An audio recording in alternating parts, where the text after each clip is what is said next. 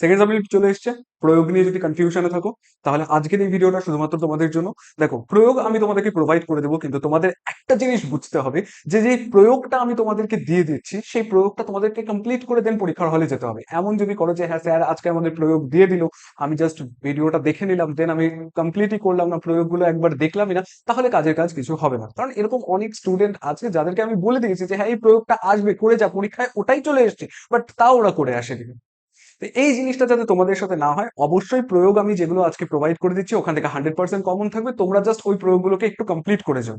দেখো, তোমরা যদি এই চ্যানেল নতুন হয়ে থাকো তাহলে চ্যানেলটিকে অবশ্যই সাবস্ক্রাইব করে নিও। অলরেডি তোমাদের আমি এখানে ফিজিক্যাল সায়েন্সের সাজেশন প্রোভাইড করে দিয়েছি, এমনকি লাস্ট মিনিট রিভিশন ক্লাসেসও প্রোভাইড করে দিয়েছি। লাস্ট মিনিট রিভিশন ক্লাসেস কি স্যার? যে লাস্ট সাপোজ করো তোমার পরীক্ষার আগে একটা চ্যাপ্টারে কনফিউশন হচ্ছে, তো চ্যাপ্টারটাকে তোমার কমপ্লিট করতে হবে। কি করে কমপ্লিট করবে? ওয়ান শট ভিডিও ওগুলো দেখবে যেগুলো 2-3 ঘন্টা ধরে হচ্ছে? না, একদমই না। কারণ তোমাকে এখন বেসিক থেকে তোমাকে পড়তে হবে না, জাস্ট ওভারভিউ কনসেপ্টটা লাগবে যেটুকুন তুমি ভুলে গেছো।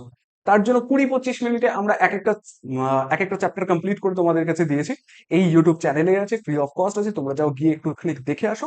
হ্যাঁ, চলতরিতের ক্লাসটা একটুখানি বড় হয়ে গেছে। চলতরিতের ক্লাস তোমরা নিজেরাও জানো, চলতরিত অনেকটা বড় চ্যাপ্টার, কিন্তু হ্যাঁ আমি ওটাকে 1 ঘন্টার মধ্যে কমপ্লিট করিয়েছি। এবং চলতরিতের অঙ্কের একটা ক্লাস আমি আলাদা করে নিয়ে এসেছি, রাসায়নিক গণনার আলাদা ক্লাস আমি নিয়ে এসেছি, তোমরা যদি না দেখে থাকো তাহলে দেখে এসো।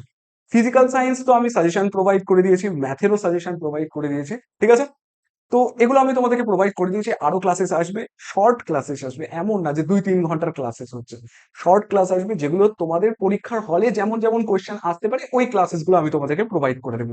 চলো আর সময় নষ্ট করি না, আজকের যে ক্লাসটা যার জন্য আমরা এই ক্লাসটাকে ডেডিকেট করছি, তো ওটাই স্টার্ট করি। যে বৃত্তের স্পর্শক সংক্রান্ত উপপাদ্য, উপপাদ্য থেকে এই চ্যাপ্টার থেকে কি কি প্রয়োগ আসতে পারে, উপপাদ্যের এই চ্যাপ্টারটা থেকে কি কি প্রয়োগ আসতে পারে। 1 নাম্বার তো প্রয়োগ 15, আমি তোমাদেরকে জাস্ট প্রয়োগগুলো বলে দিচ্ছি।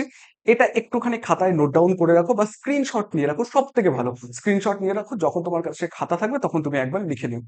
দেখো, প্রয়োগ 15 এটা একবার করে নেবে, এটা একটুখানি দেখে নেবে, এটা ভালো আছে। আমি একটুখানি সাইডে সরে যাচ্ছি। নেক্সট কি আছে? প্রয়োগ 14। প্রয়োগ 14টা আমি তোমাদেরকে একদম পরিষ্কার বলে দিচ্ছি, প্রয়োগ 14 কিন্তু ইম্পর্টেন্ট আছে।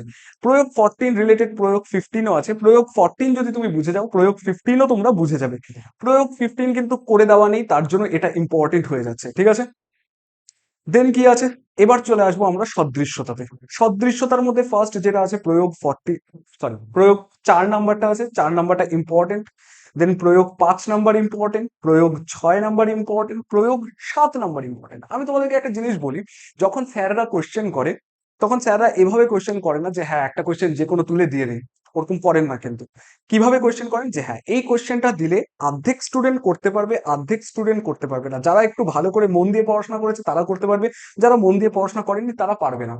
তো এটা ওরকম একটা প্রশ্ন যে হ্যাঁ প্রয়োগ 7 নাম্বারটা এমন কোনো কঠিন কোশ্চেন না, কিন্তু হ্যাঁ এই কোশ্চেনটা পরীক্ষায় দিতে পারে, তার কারণ এটা বইয়ে তোমাদেরকে করে দেওয়া নেই আর এটা ইম্পর্টেন্ট কোশ্চেন। তো তোমাদের যদি এই প্রয়োগটা সলভ করতে প্রবলেম হয় অবশ্যই আমাকে কমেন্ট সেকশনে জানাও, আমি আরেকটা ছোট্ট ভিডিওর মাধ্যমে এটা তোমাকে আমি কমপ্লিট করিয়ে দেবো, ঠিক আছে? প্রয়োগ 7 নাম্বারটা কমপ্লিট করে দেবো। প্রয়োগ 8 নাম্বার ইম্পর্টেন্ট, এখানে একটুখানি টানা আছে।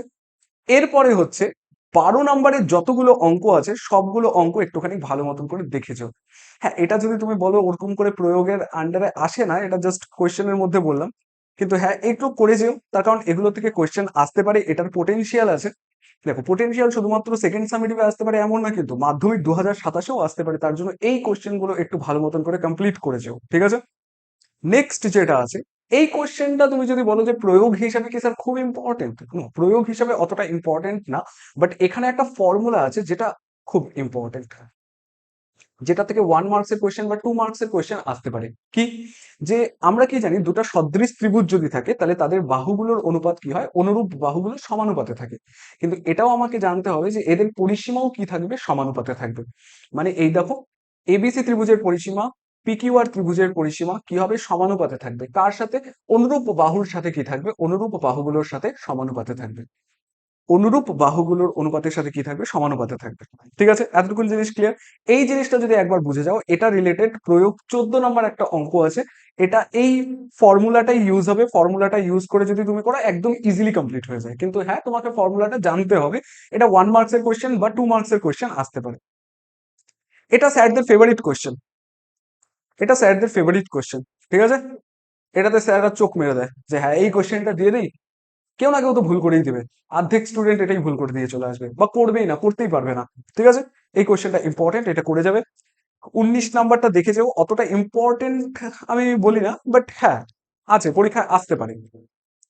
ইম্পর্টেন্ট যদি বলো, এই কোশ্চেনটা ইম্পর্টেন্ট আছে। ঠিক আছে, এই কোয়েশ্চেনটা ইম্পর্টেন্ট আছে। দেখো এখানে আমি তোমাদেরকে 10 থেকে 11টা কোয়েশ্চেন বলে দিয়েছি, এই 10 থেকে 11টা কোয়েশ্চেন একটু ভালো মতন করে যাও, পরীক্ষার হলে দেখবে এর মধ্যে থেকেই কোয়েশ্চেন চলে আসবে। কিন্তু হ্যাঁ স্যার আমরা মাধ্যমিকের জন্য কি করে করবো? দেখো মাধ্যমিক 2027-এর জন্য আমার প্ল্যান এটাই যে তোমরা যদি ঠিকঠাক করে ক্লাস করো, তোমাদেরকে আমি একটা সাজেশন প্রোভাইড করে দেবো, যেখানে খুব বেশি হলে 25 থেকে 30টা প্রয়োগ থাকবে। এই 25 থেকে 30টা প্রয়োগ আমরা খুব ভালো করে করব, এবং খুব ভালো করে করার পর যখন আমরা কোয়েশ্চেন ব্যাংক বা এবিটিএ বা ডাব্লিউবিটিএ বা তুমি বলতে পারো টার্গেট যখন সলভ করব, তখন যদি আমরা এক্সট্রা কোনো ভালো প্রয়োগ পাই, তাহলে এই এতগুলো ভান্ডার যে ছিল 25 থেকে 30টা প্রয়োগ এর মধ্যে অ্যাড করতে থাকবে। তাহলে কি হচ্ছে, আমরা এভাবে করছি না যে হ্যাঁ যখন যেটা মনে হচ্ছে ওই প্রয়োগ করেছি, আহ হরির নাম খাবলা খাবলা এরকম তো করতেছি না। ঠিক আছে, তো আমরা কি করব, আমরা কোয়েশ্চেন গুলোকে ভালো মতন করে দেখবো, আমাদের কাছে একটা ভান্ডার থাকবে, 25 থেকে 30টা কোয়েশ্চেন থাকবে। দেন আমরা কি করব, ওর মধ্যে থেকে সুন্দরভাবে অ্যাড করতে থাকবো, যেগুলো আমরা কোয়েশ্চেন ব্যাংকে নতুন প্রয়োগ করব বা টেস্ট পেপারে নতুন প্রয়োগ করব, ওই জিনিসগুলো আমরা এখানে কি করতে থাকবো, অ্যাড করতে থাকবো। ঠিক আছে, কোনো রকম কনফিউশন নেই। গেম প্ল্যান কি হবে, আমরা কনসেপ্টটাকে ভালো মতন করে বুঝবো। এখানে যদি তোমরা দেখো, এখানে আমরা লিখে রাখছি যে কনসেপ্টটাকে ভালো মতন করে বুঝবো। দেন কি করব, ট্রেন্ড বেস স্টাডি করব। ট্রেন্ড বেস স্টাডি মানে যখন আমরা question bank, ABTA, WBTA target solve করব, তখন তুমি বুঝে যাবে যে হ্যাঁ এই কোয়েশ্চেন গুলো পরীক্ষায় আসতে পারে, এগুলো ট্রেন্ডিং কোয়েশ্চেন, এগুলো এইবার 2027-এর মাধ্যমিক পরীক্ষায় আসতে পারে। তার মানে কি আমরা শুধুমাত্র যেগুলো পরীক্ষায় আসতে পারে ওগুলোই করব না, যেগুলো আসতে না পারে ওগুলোও আমরা করব, কিন্তু যেগুলো আসতে পারে ওগুলো বেশি ভালো করে প্র্যাকটিস করবো। ক্লিয়ার? এরপরে কি আছে, speed and fast solving. Speed and fast solving, কিছু কিছু জায়গায় ক্যালকুলেশন আমি তোমাদেরকে শর্ট ছোট ছোট ট্রিক শেখাবো, যেগুলো আমরা আহ চক্রবৃদ্ধি সুদে ইউজ করতে পারি, বা সরল সুদে ইউজ করতে পারি, বা 1 মার্কসের কোয়েশ্চেনে বা অনুপাত সমানুপাতে ইউজ করতে পারি। যদি অনুপাত সমানুপাতের শর্ট কোয়েশ্চেন আসে, ওখানে আমরা ছোট ছোট জিনিস ইউজ করব। কেন করব এই জিনিসগুলো, তার কারণ ম্যাথ কোয়েশ্চেন কিন্তু কখনোই এরকম হয় না যে ম্যাথ কোয়েশ্চেন খুব কঠিন চলে আসতেছে।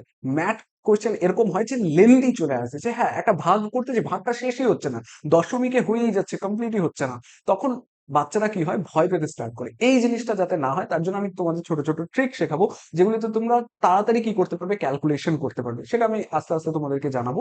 কিন্তু হ্যাঁ, আমাদের মেইন যে কনসেপ্টটা থাকবে, আমরা কি করব, স্পিড অ্যান্ড ফাস্ট সলভিং করব। কেন করব, তার কারণ পরীক্ষার হলে কোনো একটা কোয়েশ্চেন হতে পারে আমার ভুল হয়ে গেল, তাহলে ওই কোয়েশ্চেনটাকে আমাকে আবার রিপিট করতে হবে, তার জন্য তো আমার হাতে সময় থাকতে হবে। তার জন্য ম্যাথ পরীক্ষার জন্য, আমার ম্যাথ পরীক্ষা যদি আমার এখানে 3 ঘন্টা, 3 ঘন্টার হয়, আমাকে 10 মিনিট আগে কি করতে হবে, ম্যাথ পরীক্ষা শেষ করতে হবে। ঠিক আছে, টার্গেট আমার এটাই থাকবে, কারণ কোনো কারণে কোনো অঙ্ক যদি আমি ভুল করে ফেলি, তাহলে যাতে আমি ওটা করার টাইম নেই। তো এটা গেল আমাদের মাধ্যমিকের স্ট্র্যাটেজি, আমরা এভাবে পড়াশোনা করব। আপাতত সামনে সেকেন্ড সামেটিভ আছে, সেকেন্ড সামেটিভটাকে নিয়েই ভাবো, একটু ভালো মতন করে পড়াশোনা করো, যেগুলো সাজেশন আমি তোমাদেরকে প্রোভাইড করে দিলাম, ওই সাজেশন গুলো একটু ভালো মতন দেখে নিও। তো তুমি যদি এই চ্যানেলে নতুন হয়ে থাকো, তাহলে অবশ্যই চ্যানেলটিকে সাবস্ক্রাইব করে নিও, এবং তোমার বন্ধু বান্ধবী ক্রাশ যেই হোক না কেন তার সাথে শেয়ার করে দিও, যাতে সেও পড়াশোনা করতে পারে ঠিকঠাক করে। তো চলো, আই হোপ আজকের এই ভিডিওটা তোমাদের কাছে হেল্পফুল ছিল। যদি হেল্পফুল লাগে তাহলে অবশ্যই চ্যানেলটিকে একবার সাবস্ক্রাইব করে দিও। ঠিক আছে, তো দেখা হচ্ছে নেক্সট ক্লাসে। তার আগে পর্যন্ত সবাই ভালো করে পড়াশোনা করতে থাকো। Tata, bye bye.